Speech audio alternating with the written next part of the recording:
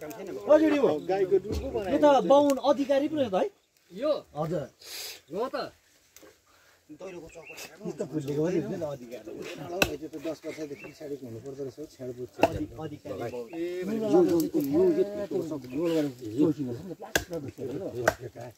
खुर्ते नआउँछ दिदी। किलोमा ल्याउ त के भयो पैसा नज पुग्दैन त्यत्रो त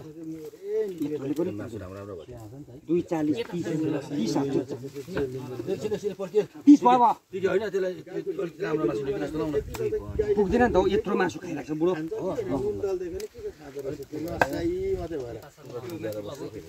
30 भनेको त एक टुक्रा मात्र हो नि त भाइ खाली मेरो क्याप्स्याप खोलेर भए पनि त्यो अँधेर त पार्नु पर्छ सर चल्केर है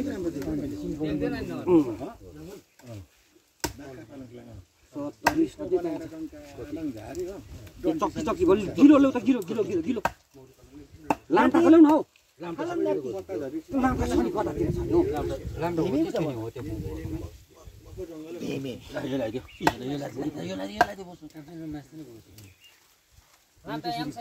तपाईँ भिडियो गर्नु नि 70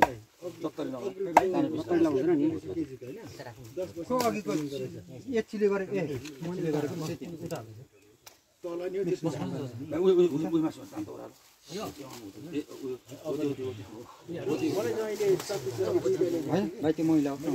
हिजोको पो रहेछ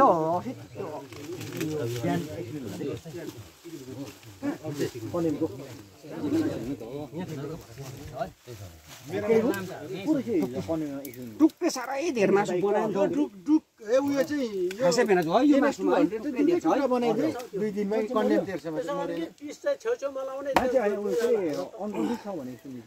होइन तिनीहरू त्यो फिक्कलमा अहिले रहेछ नि त त्यो के अरे